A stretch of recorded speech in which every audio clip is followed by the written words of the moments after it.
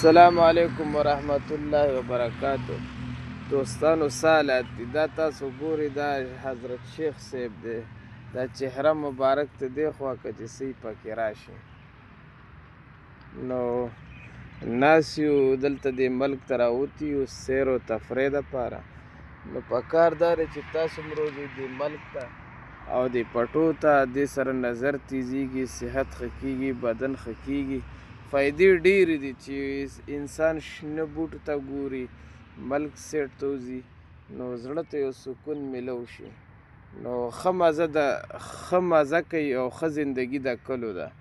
نو ښارونو بازارونو کې نن نبی علیه السلام هم د هغې تبغیض بیان کړی دی، نفرت والو تلل کم که نه.